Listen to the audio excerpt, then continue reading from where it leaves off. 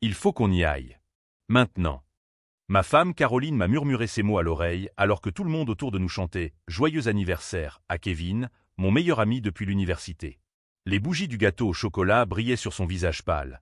Et pendant une seconde, quelque chose dans son expression m'a complètement glacé. « Caroline, que se passe-t-il » murmurai-je en retour, forçant un sourire tandis que Kevin soufflait les bougies sous les applaudissements des invités. « Fais-moi confiance » insista-t-elle, ses yeux de médecin scrutant la pièce avec cette précision clinique que j'avais appris à respecter au cours de nos 8 années de mariage. Nous devons quitter cette fête. Tout de suite. Je m'appelle Brandon, j'ai 32 ans et je travaille comme conseiller financier ici à Atlanta. Je n'aurais jamais imaginé que je serais en train d'interroger mon meilleur ami de 15 ans au milieu de sa fête d'anniversaire pour ses 35 ans, mais l'urgence dans la voix de Caroline m'a retourné l'estomac. Kevin était rayonnant, entouré de sa famille et de ses amis dans sa maison récemment rénovée à Buckhead. La fête était parfaite, peut-être trop parfaite. Décoration professionnelle, traiteur haut de gamme, groupe de musique live dans le jardin. Pour quelqu'un qui m'avait appelé 2 mois plus tôt en pleurant à cause de difficultés financières, Kevin ne lésinait certainement pas sur les dépenses. Brandon, où allez-vous? Kevin est apparu à nos côtés lorsque Caroline a commencé à me tirer discrètement vers la porte.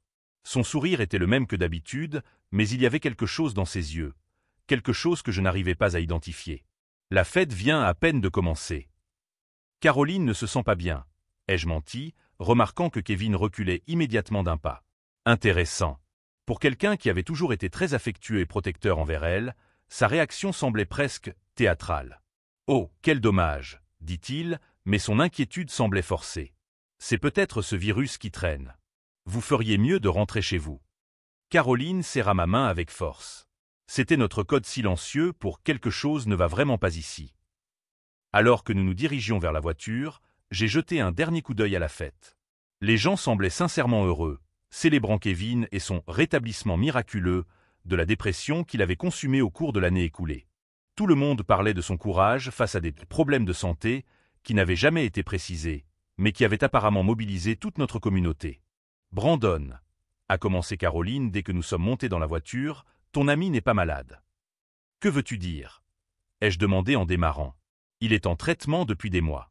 Tu as vu toi-même comme il a maigri, comme il était abattu. »« Exactement. Je l'ai vu » m'a-t-elle interrompu en sortant son téléphone de son sac. Et en tant que médecin, j'ai remarqué quelque chose qui cloche. Les symptômes qu'il présente ne correspondent à aucune des maladies qu'il a prétendues. Mon sang s'est glacé. « Caroline, tu insinues que Kevin ment au sujet de sa maladie. » Elle me montra une photo qu'elle avait prise discrètement pendant la fête. Kevin soulevait une chaise lourde tout seul, sans aucun signe de faiblesse ou de douleur. Ses muscles étaient bien dessinés, sa peau était bonne, ses yeux brillaient. Brandon, cet homme n'est pas en phase terminale. Il est en meilleure forme physique que la plupart de mes patients en bonne santé. Ces mots résonnaient dans ma tête pendant que nous roulions en silence. J'ai repensé à toutes les fois où Kevin avait annulé des rendez-vous à cause de son traitement. À la façon dont notre communauté s'était mobilisée pour l'aider financièrement.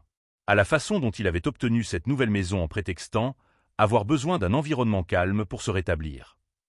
Si vous aimez cette histoire de découvertes choquantes et d'amitié qui ne sont pas ce qu'elles semblent être, n'oubliez pas de vous abonner à la chaîne pour suivre cette enquête qui révélera des vérités auxquelles personne n'était préparé. Ce que Caroline avait observé lors de cette fête n'était que la partie émergée de l'iceberg. Mais je n'avais encore aucune idée de la profondeur du terrier dans lequel j'étais sur le point de m'engager, ni des mensonges élaborés que mon meilleur ami avait construits aux dépens de tout ce qu'il aimait. Sur le chemin du retour, Caroline a commencé à me faire part de ses observations qui m'ont rendu mal à l'aise. En tant que médecin avec 12 ans d'expérience en oncologie, elle avait remarqué des incohérences flagrantes dans le comportement de Kevin que tout professionnel de santé aurait immédiatement détecté. Brandon, les patients atteints des maladies dont Kevin prétend souffrir ne peuvent pas soulever des meubles lourds sans aide, m'a-t-elle expliqué en se tournant vers moi sur le siège passager. La fatigue chronique serait débilitante. La perte de poids serait plus évidente. Et surtout, la coordination motrice serait compromise. J'ai garé la voiture sur le bas-côté, ayant besoin de digérer ce que j'entendais. Caroline, tu es en train de me dire que mon meilleur ami depuis 15 ans simule d'une maladie en phase terminale. Il ne fait pas semblant, a-t-elle répondu en ressortant son téléphone. Il orchestre une supercherie élaborée. Tu te souviens de la photo qu'il a postée à l'hôpital la semaine dernière? Celle où on le voyait en train de recevoir une chimiothérapie? Je m'en souvenais. La photo de Kevin, l'air courageux, relié à une perfusion, avait reçu des centaines de commentaires de soutien et avait été partagé à maintes reprises. Caroline agrandit la photo sur son téléphone. Ce n'est pas une machine de chimiothérapie. C'est un simple support de réhydratation que n'importe quelle clinique esthétique utilise pour les thérapies vitaminées. Ça coûte environ 50 $ par séance. Mon esprit est revenu aux 6 derniers mois. Kevin était devenu le centre d'attention de toute notre communauté. L'église avait organisé une collecte de fonds. Notre groupe d'anciens camarades de l'université avait créé un fonds d'urgence. Son entreprise lui avait accordé un congé maladie indéfini avec maintien de salaire. Combien d'argent a-t-il récolté jusqu'à présent? Ai-je demandé, sentant la nausée monter dans mon estomac. D'après mes estimations, compte tenu de ce que j'ai vu à la fête aujourd'hui, entre 80 000 et 100 000 $, répondit Caroline. Cette nouvelle maison dont il disait avoir besoin pour se reposer dans un environnement calme? Brandon, c'est un manoir de 500 000 $ à Buckhead. Je repensais à la façon dont Kevin était venu me voir 2 mois plus tôt, les larmes aux yeux, me disant que les frais médicaux ruinaient ses finances. Comment j'avais retiré 5 000 $ de notre compte d'urgence sans hésiter. Comment j'avais convaincu 3 clients de faire des dons pour son traitement expérimental, qui n'était pas couvert par l'assurance. Il m'a demandé de l'argent, Caroline.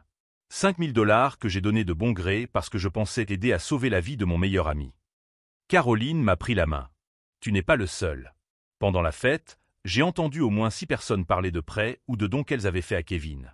Mélissa a dit qu'elle lui avait prêté 8 000 $ pour couvrir ses frais médicaux. Tom a dit que toute sa famille avait fait une collecte pour lui donner 3 000 $. La réalité m'a frappé comme un coup de poing. Kevin ne mentait pas seulement sur sa maladie. Il manipulait systématiquement chaque personne qui tenait à lui, exploitant notre compassion et notre générosité pour financer un style de vie luxueux. Comment quelqu'un peut-il faire ça? Ai-je murmuré, plus à moi-même qu'à Caroline. Comment quelqu'un peut-il regarder dans les yeux les personnes qu'il aime et mentir effrontément sur le fait qu'il est en train de mourir? Parce que ça marche, a répondu Caroline simplement. Réfléchis bien, Brandon. À quand remonte la dernière fois où tu as remis en question quoi que ce soit que Kevin a dit au sujet de son état? À quand remonte la dernière fois où quelqu'un a demandé à voir les résultats des examens ou a parlé à ses médecins? Elle avait raison. La compassion nous avait rendus aveugles. Kevin avait exploité notre décence élémentaire, notre réticence à remettre en question quelqu'un qui prétendait mener un combat pour sa vie. Mon téléphone a sonné. Un message de Kevin, j'espère que Caroline se sent mieux. C'était super de vous voir aujourd'hui. Au fait, je me suis souvenu que je devais te parler de ce prêt supplémentaire dont je t'avais parlé. Le traitement coûte plus cher que prévu. J'ai montré le message à Caroline, qui a secoué la tête d'un air incrédule. Encore de l'argent, a-t-elle dit. Bien sûr. La fête a coûté une fortune, alors maintenant il doit se refaire. J'ai tapé une réponse neutre, bien sûr, on en parle lundi.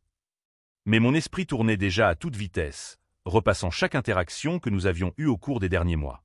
Les rendez-vous médicaux, qui tombaient toujours à des heures pratiques, empêchant toute personne de l'accompagner. Les examens de routine, qui ne donnaient jamais de résultats précis. Équipe médicale spécialisée, qui ne pouvait être contactée directement pour des raisons de confidentialité.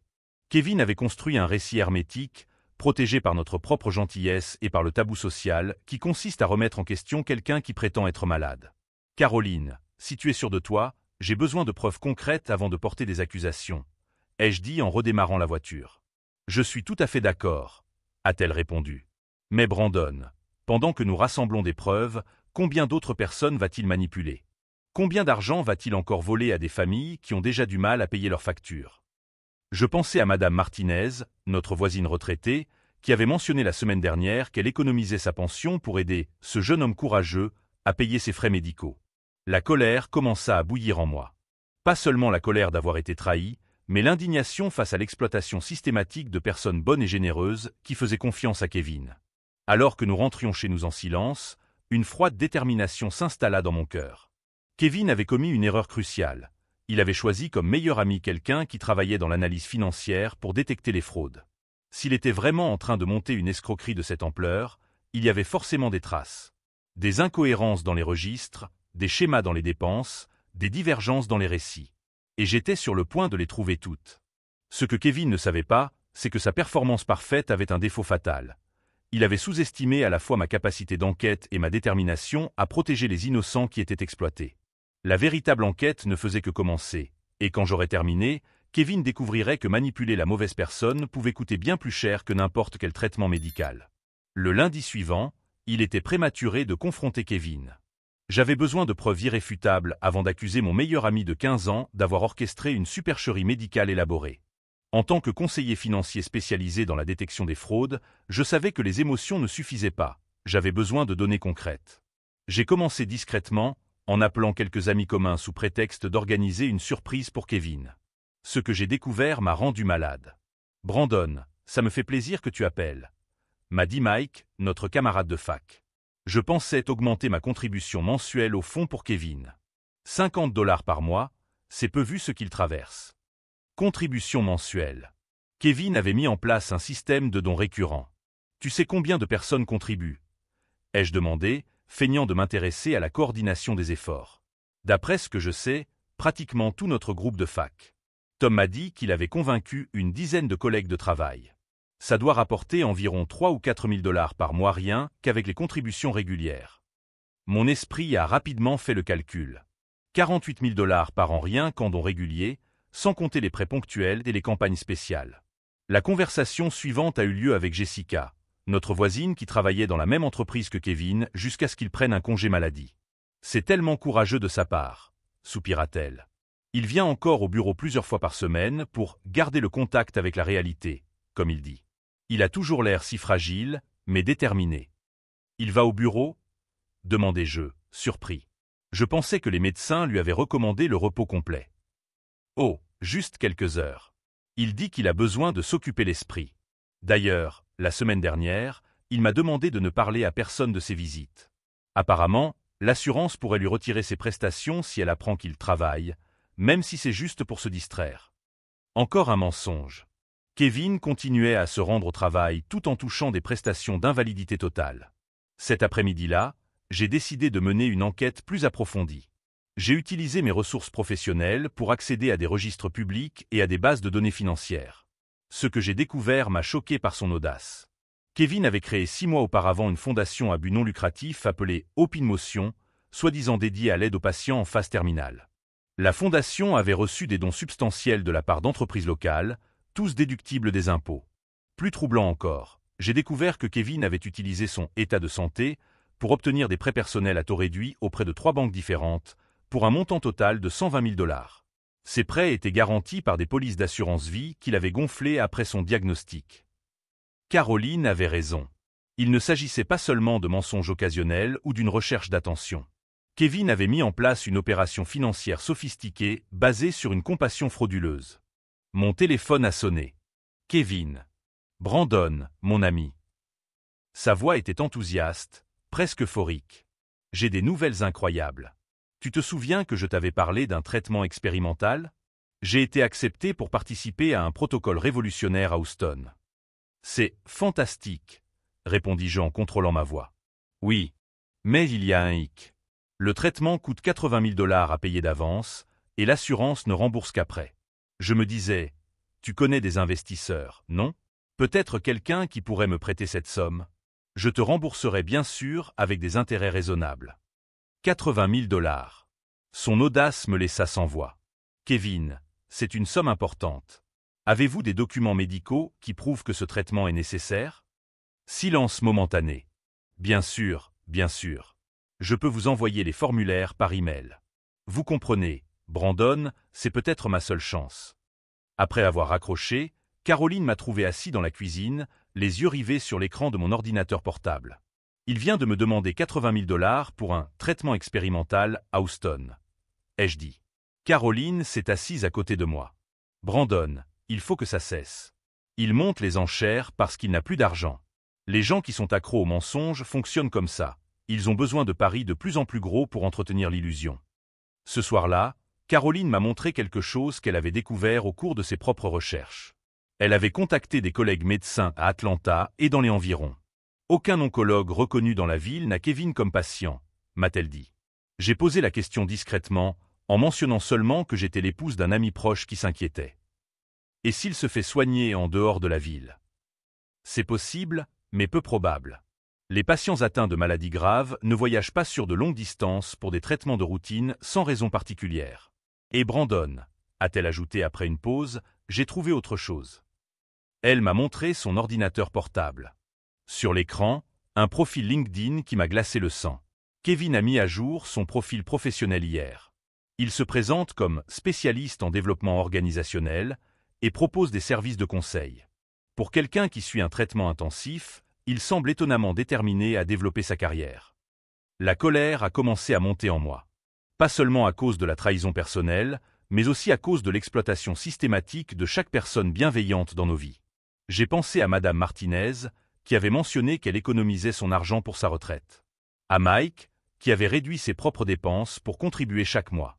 À Jessica, qui faisait probablement des heures supplémentaires au bureau pour compenser les « absences pour raisons médicales » de Kevin. Caroline, combien de personnes penses-tu qu'il trompe? D'après ce que j'ai observé à la fête et vos conversations aujourd'hui, au bas mot, entre 50 et 70 personnes qui contribuent régulièrement, plus les entreprises et les organisations. 70 personnes. 70 individus travailleurs et généreux qui étaient systématiquement exploités par quelqu'un en qui ils avaient confiance. C'est à ce moment-là que j'ai pris ma décision. Kevin avait mal calculé un élément fondamental. Il avait choisi comme meilleur ami quelqu'un qui consacrait sa vie professionnelle à démasquer les fraudes financières. Quelqu'un qui avait accès aux outils, aux ressources et aux connaissances spécifiques nécessaires pour enquêter sur les irrégularités. Plus important encore, il avait sous-estimé ma détermination à protéger des personnes innocentes. « Caroline, je vais tout révéler », ai-je dit, exprimant enfin ce qui se formait dans mon esprit depuis des heures. Pas seulement pour récupérer notre argent, mais pour mettre fin à tout cela avant qu'il ne détruise financièrement des dizaines de familles. Caroline a acquiescé. « De quoi as-tu besoin ? » Des documents médicaux prouvant de manière définitive qu'il n'est pas malade. Peux-tu les obtenir? Je peux faire mieux que ça, dit-elle, un sourire déterminé illuminant son visage. Je peux obtenir des preuves qu'il cherche activement des moyens de simuler des symptômes médicaux. Alors que nous planifions notre enquête, mon téléphone sonna à nouveau. Message de Kevin. J'ai oublié de te dire, l'hôpital de Houston doit prendre une décision d'ici jeudi. Après cela, la place dans le programme expérimental sera attribuée à un autre patient. Je sais que c'est beaucoup d'argent, mais Brandon, tu es mon seul espoir. Manipulation émotionnelle classique. Urgence artificielle. Pression pour une décision rapide qui empêche une analyse minutieuse. J'ai répondu, laisse-moi faire, Kevin. Je vais régler ça pour toi. Et j'allais m'en occuper. Mais pas comme il l'espérait. Ce que Kevin ignorait, c'est que sa performance parfaite avait une faille fatale. Il avait choisi comme cible quelqu'un qui avait exactement les compétences nécessaires pour démanteler des opérations frauduleuses. Alors qu'il préparait son prochain mensonge élaboré, j'étais déjà en train de monter un dossier qui non seulement le dénoncerait, mais garantirait également que chaque personne trompée obtienne justice. La véritable enquête ne faisait que commencer, et quand j'aurais terminé, Kevin découvrirait que manipuler la mauvaise personne pouvait coûter bien plus cher que n'importe quel traitement médical. Au cours des 3 jours qui ont suivi, j'ai transformé notre salle d'études en un centre d'opération digne du FBI. Caroline avait obtenu quelque chose d'encore mieux que des preuves médicales. L'accès à des rapports de laboratoire qui prouvaient définitivement que Kevin n'avait jamais passé les examens qu'il prétendait avoir passés. « Brandon, regarde ça », dit-elle en étalant des documents sur la table. J'ai contacté tous les laboratoires d'Atlanta qui effectuent des tests oncologiques. Kevin n'est patient dans aucun d'entre eux. Mais j'avais découvert quelque chose d'encore plus troublant. En utilisant mes ressources professionnelles pour enquêter sur les fraudes, j'avais trouvé des dossiers qui m'avaient glacé le sang. Kevin avait monté le même coup à Portland 5 ans auparavant. « Caroline, tu dois voir ça », ai-je dit en tournant mon ordinateur portable vers elle. J'ai trouvé des articles de journaux datant de 2019. Kevin vivait à Portland, prétendait avoir la leucémie et avait récolté plus de 70 000 $ auprès de la communauté locale. Caroline a lu en silence, son visage pâlissant à chaque ligne. Brandon, cela signifie que c'est un prédateur en série, ai-je complété. Quelqu'un qui déménage de ville en jouant le même rôle médical. Le schéma était effrayant de cohérence. Il arrivait dans une nouvelle ville, se construisait une vie, prétendait souffrir d'une maladie grave, mobilisait la communauté pour collecter des fonds, puis disparaissait lorsque la situation devenait intenable. Mon téléphone a sonné. C'était encore Kevin. « Brandon, mon frère. » Sa voix était plus enthousiaste que jamais. « J'ai des nouvelles fantastiques. L'hôpital de Houston a confirmé ma place dans le programme expérimental. »« C'est incroyable, Kevin, » répondis-je en activant le haut-parleur pour que Caroline puisse entendre. « Oui. Mais j'ai besoin de la confirmation du paiement d'ici demain. Tu as réussi à parler à ces investisseurs dont tu m'as parlé? Des investisseurs dont je n'avais jamais parlé. Kevin inventait des conversations qui n'avaient jamais eu lieu pour faire pression afin d'obtenir de l'argent. Je m'en occupe, répondis-je. Mais Kevin, 80 000 $, c'est beaucoup d'argent. Ils vont vouloir tous les documents médicaux, les dossiers de l'hôpital, la preuve que le traitement est légitime. Long silence. Brandon, tu ne me crois pas? La manipulation émotionnelle classique. Transformer une question légitime en une remise en question de la confiance. Bien sûr que je te crois. Ai-je menti? C'est juste la procédure habituelle pour des investissements de cette ampleur. Je comprends, a-t-il répondu rapidement. Je peux obtenir ces documents. Mais Brandon, si je rate cette opportunité, tu ne la rateras pas, ai-je assuré. Je vais m'en occuper. Après avoir raccroché, Caroline m'a regardé avec un mélange d'admiration et d'inquiétude. Tu as un plan, n'est-ce pas? J'ai souri pour la première fois depuis des jours. Pas seulement un plan. J'ai la solution parfaite. Au cours des 2 jours suivants, j'ai élaboré une stratégie qui mettrait à profit toutes les compétences que j'avais acquises en 15 ans dans la détection de fraude financière. Il ne suffisait pas de dénoncer Kevin, je devais m'assurer que chaque personne escroquée récupère son argent et qu'il ne puisse plus jamais refaire le coup. Tout d'abord, j'ai tout documenté méticuleusement. Chaque conversation, chaque incohérence, chaque preuve que Caroline avait recueillie. J'ai créé une chronologie complète des 6 derniers mois, en corrélant les demandes d'argent avec les dépenses extravagantes. Ensuite, j'ai contacté un avocat spécialisé dans les fraudes. David Morrison était connu pour ses affaires très médiatisées et avait une expérience spécifique des escroqueries caritatives. Brandon, avec les éléments que vous avez recueillis, nous pouvons non seulement le poursuivre pour fraude, mais aussi pour détournement de fonds et violation des lois fédérales sur les organisations à but non lucratif, m'a expliqué David lors de notre réunion. S'il a vraiment fait cela dans d'autres villes, nous parlons d'un délit fédéral. Troisièmement, et plus important encore, j'ai mis au point un piège qui obligerait Kevin à s'exposer publiquement. Caroline, j'ai besoin que tu fasses quelque chose pour moi, lui ai-je dit ce soir-là. Je veux que tu organises un dîner de charité pour Kevin. Une grande célébration de son courage face à la maladie. Brandon, ça ne te semble pas un peu cruel? Pas si tu savais ce que j'ai découvert aujourd'hui, ai-je répondu en lui montrant une liste de noms. J'ai trouvé 17 personnes âgées dans notre communauté qui ont donné de l'argent de leur retraite à Kevin. 17. Caroline. Certaines ont même réduit leurs dépenses en médicaments pour pouvoir contribuer. La colère dans ses yeux reflétait la mienne.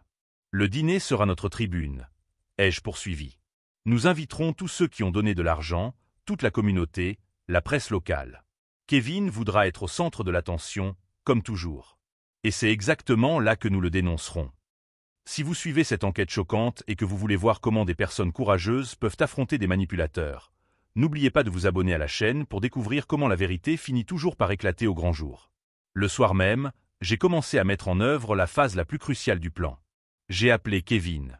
Kevin, j'ai une surprise incroyable pour toi, ai-je dit en contrôlant ma voix pour qu'elle semble sincèrement enthousiaste. Caroline et moi voulons organiser un dîner de charité en ton honneur. Une célébration de ton courage et de ta détermination. Brandon, c'est incroyable. L'excitation dans sa voix était palpable. Quand? Où? Samedi prochain, au club. Nous pensons inviter toute la communauté, peut-être quelques journalistes locaux pour mettre en avant ton histoire inspirante. Des journalistes, répéta-t-il, et je pouvais entendre les rouages tourner dans son esprit. Plus d'attention, plus de validation, plus d'opportunités de collecter de l'argent. Bien sûr. Ton histoire mérite d'être racontée. Un jeune homme courageux qui fait face à une maladie incurable, mais qui garde espoir et inspire les autres. Brandon, tu es le meilleur ami qu'on puisse avoir, dit-il, et pour la première fois depuis des semaines, je ne détectais aucune fausseté dans sa voix. Peut-être parce qu'à ce moment-là, Kevin croyait vraiment qu'il m'avait complètement trompé. Après avoir raccroché, Caroline m'a rejoint dans la cuisine, où elle était en train de préparer la liste des invités. « Combien de personnes comptes-tu inviter » m'a-t-elle demandé. 150, ai-je répondu.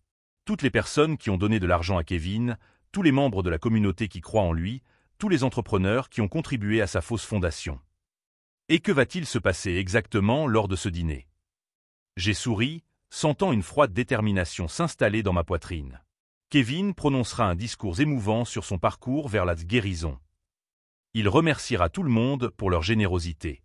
Il demandera peut-être même davantage de dons pour sa fondation. Et ensuite? Ensuite, je monterai sur scène, ai-je répondu simplement. Avec David Morrison à mes côtés, toutes les preuves projetées sur grand écran, et des représentants du ministère public présents. Caroline acquiesça lentement. Tu vas l'exposer devant toute la communauté. Pas seulement l'exposer, la corriger je vais m'assurer que chaque personne dans cette salle comprenne exactement comment elle a été manipulée. Que chaque centime volé soit retrouvé. Que Kevin ne puisse plus jamais regarder quelqu'un de cette ville dans les yeux. Les jours suivants, Kevin m'appelait sans cesse, de plus en plus anxieux à propos du dîner.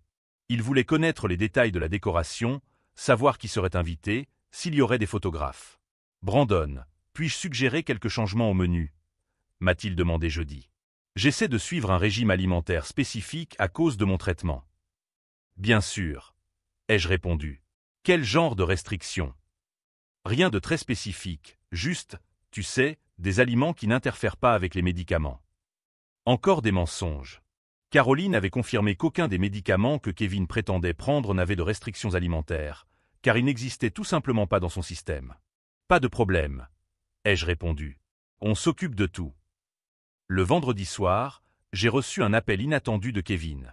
Brandon, je ne sais pas comment te remercier pour tout ça, m'a-t-il dit, la voix chargée d'émotion. Surtout maintenant que les choses deviennent plus difficiles. Plus difficiles comment? Les médecins. Ils pensent que je devrais peut-être accélérer le programme de traitement expérimental. Il se peut que j'aie moins de temps que prévu. Même si je savais que tout cela n'était que mensonge, j'ai senti mon estomac se nouer. La facilité avec laquelle Kevin manipulait les émotions, y compris les miennes, était troublante. Kevin, tout ira bien, ai-je dit. Le dîner sera parfait. Ce sera une soirée que personne n'oubliera jamais. Et j'étais tout à fait sincère. Ce que Kevin ne savait pas, c'est que pendant qu'il préparait son prochain discours manipulateur, j'avais passé la semaine à coordonner les efforts des autorités fédérales, des journalistes d'investigation et des victimes de ces fraudes précédentes. Le dîner de samedi ne serait pas une célébration de son courage fictif. Ce serait la fin de la carrière criminelle de Kevin, retransmise en direct à un public qui comprendrait non seulement notre communauté, mais aussi les autres villes où il avait commis le même escroquerie. Le samedi est arrivé avec un ciel dégagé et des températures douces, le genre de journée parfaite que Kevin aurait qualifié de « signe que les choses s'amélioraient ». La salle du club était impeccable, décorée de compositions florales aux couleurs préférées de Kevin, comme Caroline l'avait suggéré avec une ironie sombre. 147 personnes étaient présentes. Chacune d'entre elles avait contribué financièrement au rétablissement de Kevin au cours des derniers mois. Kevin est arrivé à 7 heures pile, vêtu d'un costume neuf qui coûtait probablement plus cher que le salaire mensuel de la plupart des personnes présentes. Il semblait radieux, plein d'énergie, à l'opposé d'une personne atteinte d'une maladie en phase terminale. « Brandon » m'a-t-il dit en me serrant dans ses bras. « C'est incroyable. Tu as dépassé toutes mes attentes. »« Tu n'as encore rien vu » ai-je répondu en souriant sincèrement pour la première fois depuis des semaines. Pendant le dîner, j'ai observé Kevin travailler la salle comme un politicien expérimenté. Il circulait entre les tables, remerciant personnellement chaque invité, racontant des versions légèrement différentes de son parcours vers la guérison à différents groupes. Pour les personnes âgées, il mettait l'accent sur la gratitude et la perspective spirituelle. Pour les jeunes professionnels, il parlait de rester productif malgré les défis. Pour les entrepreneurs, il mentionnait comment cette expérience l'avait inspiré à développer sa fondation. C'était un véritable cours magistral sur la manipulation émotionnelle. À 21h, le moment du discours était venu. Kevin est monté sur la petite scène que nous avions installée, le micro captant parfaitement sa voix fragile. « Mes amis » a-t-il commencé, marquant une pause dramatique. « Quand j'ai reçu mon diagnostic il y a 8 mois, j'ai pensé que ma vie était finie. Mais vous m'avez montré que parfois, il faut presque tout perdre pour découvrir ce qui compte vraiment. » Le public était complètement captivé. J'ai vu des larmes dans les yeux de Madame Martinez. Mike acquiesçait vigoureusement. « Votre générosité m'a non seulement sauvé la vie financièrement, » a poursuivi Kevin, mais elle m'a donné la force de me battre. Et j'ai de bonnes nouvelles à vous annoncer. Il a marqué une pause, créant un suspense. Les médecins sont optimistes. Le traitement expérimental à Houston fonctionne. Je ne suis peut-être pas encore complètement guéri, mais sa voix s'est brisée de manière convaincante. Mais j'ai bon espoir que dans quelques mois, je pourrai annoncer une rémission complète. La salle a explosé en applaudissements. Les gens se sont levés. Certains ont crié « Bravo ». C'est à ce moment-là que je me suis levé de la table principale. Kevin, dis-je, ma voix amplifiée par le micro auxiliaire que Caroline avait discrètement allumé.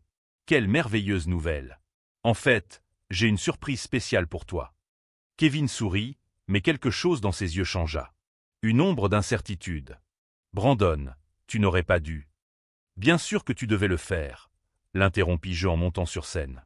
Après tout, après 15 ans d'amitié, c'est le moins que je puisse faire.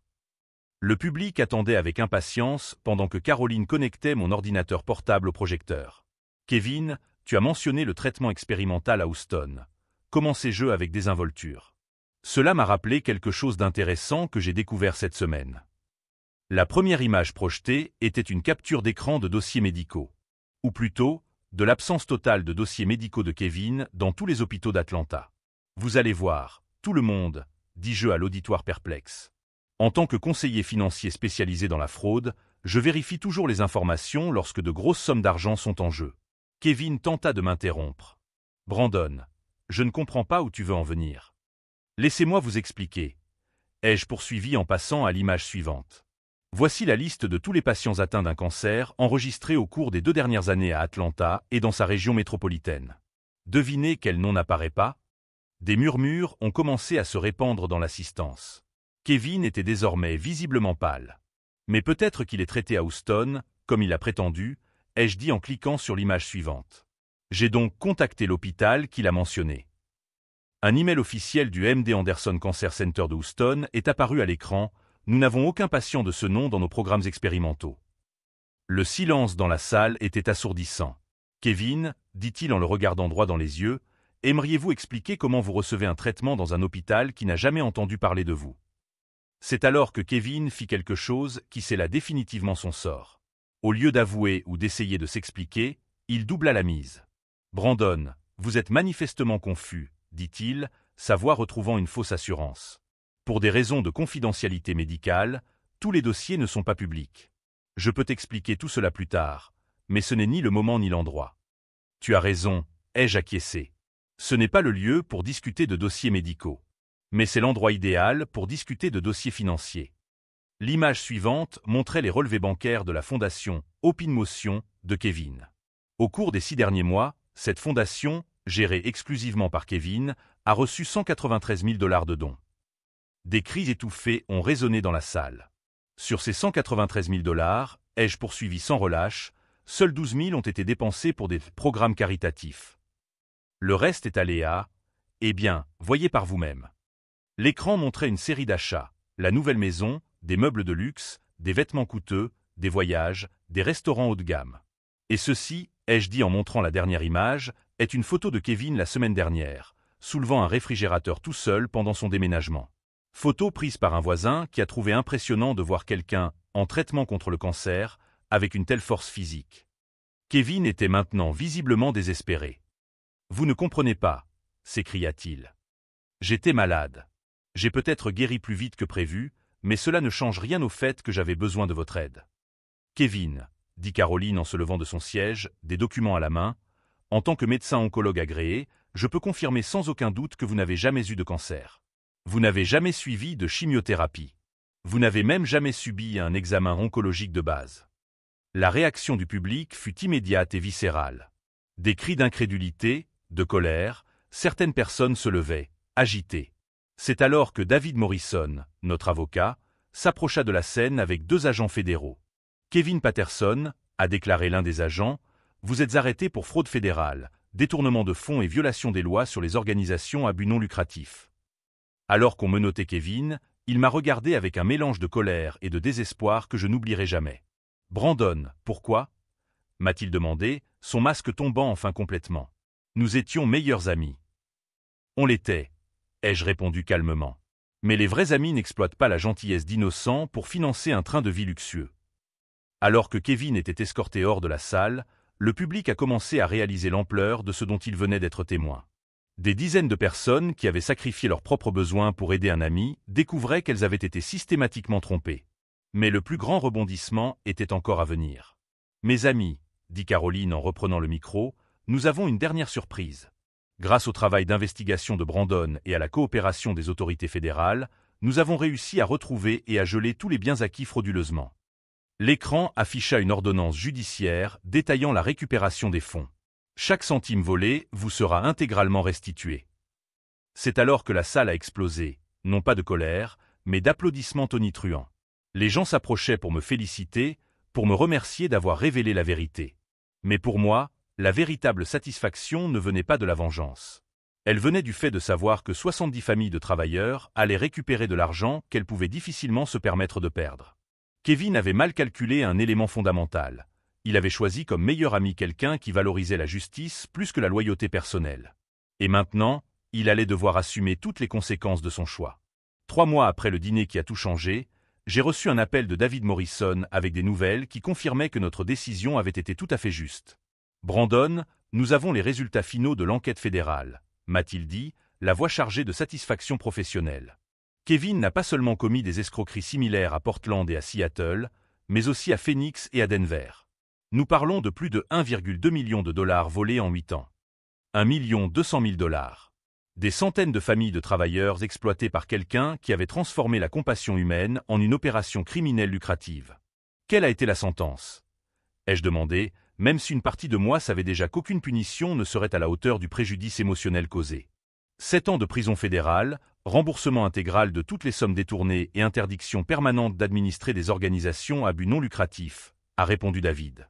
De plus, tous les biens acquis frauduleusement ont été vendus aux enchères. Le produit de la vente est distribué proportionnellement entre les victimes. Cet après-midi-là, Caroline et moi avons regardé par la fenêtre tandis qu'un camion de déménagement chargeait les derniers meubles de la maison de Kevin. La propriété avait été vendue sur ordre du tribunal, et chaque centime serait restitué aux personnes qui l'avaient escroqué. « Regrettes-tu quelque chose » demanda Caroline en prenant ma main. J'ai réfléchi longuement avant de répondre. Je regrette de ne pas avoir vu les signes plus tôt. Combien de personnes auraient pu être épargnées si j'avais remis en question ces histoires dès le début? Brandon, dit-elle doucement, tu ne peux pas assumer la responsabilité du manque de caractère d'une autre personne. Kevin a fait des choix conscients, à plusieurs reprises, pendant des années. Elle avait raison. Mais cette expérience m'a appris quelque chose de fondamental sur la nature de la confiance et de la manipulation. Une semaine plus tard, nous avons organisé une deuxième réunion dans la même salle du club. Cette fois, c'était une véritable célébration. 73 personnes étaient présentes, chacune des victimes locales de Kevin ayant récupéré l'intégralité de son argent. L'atmosphère était complètement différente de la dernière fois où nous étions dans cette salle. « Brandon, » dit Madame Martinez en s'approchant, les larmes aux yeux, vous avez sauvé la retraite de ma famille. J'avais emprunté 8 000 $ sur mon compte d'urgence médicale. Des histoires similaires se sont répétées tout au long de la soirée. Mike avait récupéré les 3 000 $ qu'il avait retirés du fonds universitaire de sa fille. Jessica a récupéré les 5 000 $ qu'elle avait empruntés sur son fonds d'urgence. Mais pour moi, le moment le plus marquant est venu lorsqu'un homme que je ne reconnaissais pas s'est approché. « Je m'appelle Robert Chen », a-t-il dit en me tendant la main. J'ai été victime de Kevin à Seattle il y a 3 ans. J'ai perdu 16 000 $ que ma famille avait économisés pour le traitement de l'autisme de mon fils. Mon estomac s'est noué. Robert, je suis désolé. J'espère que le remboursement fédéral. J'ai déjà tout récupéré, m'a-t-il interrompu en souriant. Mais je ne suis pas venu ici pour l'argent. Je suis venu vous remercier personnellement de l'avoir arrêté. Après le départ de Kevin de Seattle, nous avons découvert 12 autres familles qui avaient été escroquées. Beaucoup ne se sont jamais remises financièrement. C'est à ce moment-là que j'ai pleinement compris l'impact réel de notre décision. Nous n'avions pas seulement démasqué un escroc, nous avions mis fin à un cycle de prédation qui aurait pu se poursuivre indéfiniment. 2 semaines plus tard, nous avons reçu une lettre inattendue. Kevin, qui écrivait depuis la prison fédérale. « Brandon, je sais que vous ne me pardonnerez probablement jamais, et je ne vous en veux pas. J'ai passé les derniers mois en thérapie obligatoire, à essayer de comprendre comment j'en suis arrivé là. Le psychologue m'a dit que mon besoin d'attention et de validation s'était transformé en quelque chose de pathologique. Cela ne justifie rien, mais cela explique peut-être. Vous avez fait ce qu'il fallait. Il fallait m'arrêter avant que je ne détruise d'autres vies. J'espère qu'un jour tu croiras que cela vient du fond du cœur. Merci de m'avoir arrêté. » Caroline a lu la lettre avec moi. « Qu'en penses-tu » m'a-t-elle demandé. « Je pense que Kevin dit enfin la vérité, » ai-je répondu. Mais le pardon se construit par des actions cohérentes au fil du temps, pas par une simple lettre. 6 mois après ce dîner, ma vie avait changé d'une manière que je n'aurais jamais imaginée. Plusieurs clients m'ont contacté spécifiquement à cause de l'enquête de Kevin, reconnaissant ma capacité à détecter les incohérences financières. Mon activité de consultant avait considérablement augmenté. Plus important encore, Caroline et moi sommes devenus bénévoles réguliers dans des organisations qui sensibilisent les communautés à la fraude caritative. Nous avons partagé notre expérience avec des groupes de soutien, en apprenant aux gens à reconnaître les signes de manipulation émotionnelle. La plus grande leçon que j'ai apprise, ai-je déclaré à un groupe la semaine dernière, c'est que remettre en question n'est pas synonyme de méfiance. Vérifier les informations ne diminue pas notre compassion. Cela protège en fait notre capacité à aider ceux qui en ont vraiment besoin. 1 an plus tard, notre communauté était plus soudée que jamais. Le traumatisme partagé d'avoir été collectivement trompé avait créé des liens plus profonds entre des voisins qui se connaissaient à peine auparavant. La fondation que nous avons créée pour aider les familles en situation d'urgence médicale a récolté 40 000 $ au cours de sa première année, une somme qui a été intégralement reversée à des personnes dont les besoins avaient été vérifiés et documentés. La semaine dernière, Caroline m'a montré un article sur Kevin dans le journal de la prison.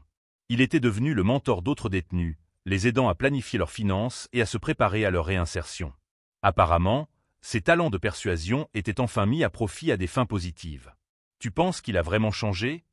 m'a demandé Caroline. « Je ne sais pas, ai-je admis. Mais j'espère que oui. Parce que sinon, il sortira de prison dans quelques années et trouvera de nouveaux moyens d'exploiter des gens bienveillants. Quand je repense à tout ce qui s'est passé, je me rends compte que la trahison de Kevin, bien que douloureuse, m'a appris quelque chose d'inestimable sur l'équilibre entre confiance et vigilance. La confiance ne doit pas être aveugle. La compassion ne doit pas nous rendre vulnérables. Et l'amitié véritable ne doit jamais nous coûter notre intégrité ou notre capacité à protéger les autres. En vérité, Kevin m'a rendu service sans le savoir. Il m'a forcé à développer des capacités de discernement que j'utilise désormais pour protéger non seulement ma famille, mais aussi toute ma communauté. Si cette histoire de manipulation, d'enquête et de justice vous a touché d'une manière ou d'une autre, abonnez-vous à la chaîne pour suivre d'autres récits de personnes qui ont refusé d'être des victimes et se sont battues pour la vérité. Parce que parfois, le courage de remettre en question ceux en qui nous avons le plus confiance est exactement ce dont notre communauté a besoin pour se protéger des prédateurs déguisés en amis. Aujourd'hui, quand je passe devant la maison où Kevin vivait, je vois une jeune famille avec 2 petits-enfants. Ils ne connaissent pas l'histoire de cette maison, et j'espère qu'ils n'auront jamais à la connaître. Car au final, la meilleure vengeance n'a pas été de voir Kevin emprisonné ou humilié publiquement. Ce fut de voir notre communauté devenir plus forte, plus unie et plus sage sur la manière de se protéger mutuellement de l'exploitation. Kevin a essayé de faire de nous des victimes. Au lieu de cela, il a fait de nous des gardiens.